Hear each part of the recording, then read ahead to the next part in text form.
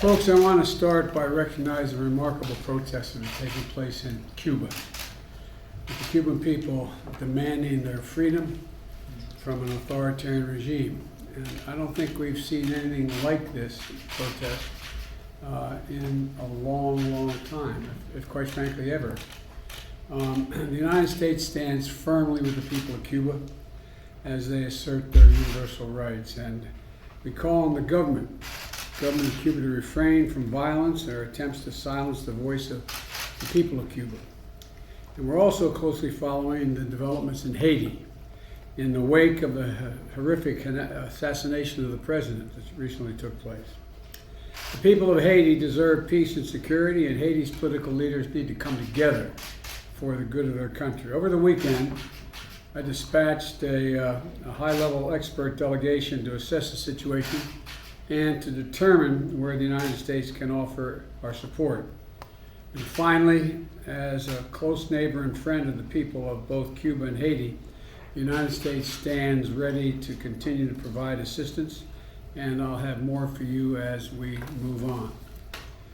But the purpose of the meeting today is we've convened a group of law enforcement and other community leaders, including mayors of our cities. One, to thank them for their service because we owe them big time. Second, hear directly from each of them about reducing violent crime, and particularly gun violence in their communities. Last month, I met with a similar group to unveil my comprehensive strategy to do just that. And it's been I guess I look at the Attorney General. We've been at this a long time. A long time. Seems like most of my career I've been dealing with this issue. While there's no one-size-fits-all approach, we know there are some things that work, and the first of those that works is stemming the flow of firearms used to commit violent crimes. And you and I have talked about this, Mayor, before. And it includes cracking down on holding rogue gun dealers accountable for violating the federal law. It includes the Justice Department creating 5 new strike forces to crack down on illegal gun trafficking, and the Carters supplying weapons to cities of New York, from New York to the Bay Area.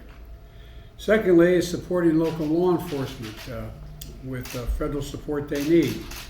Our strategy provides including funding for law enforcement through the American Rescue Plan for states, cities, and to be able to hire police and pay them overtime in order to advance community policing. Third, our plan invests in community violence and intervention. What we want to do is, when we know we utilize trusted community members and encourage more community policing, we can intervene before the violence erupts. At least that's been the consensus in our experience.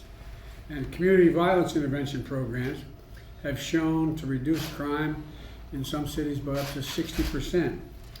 Fourthly, our strategy to fund other vital services like mental health and substance abuse disorder programs, job training, and summer job programs.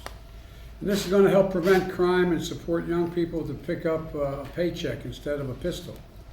And fifth, our strategy helps formerly incarcerated people successfully re-enter society with housing, jobs, and training, other support that up to now has been denied them.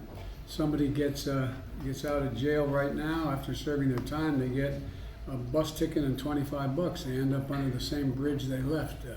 And we know this will help.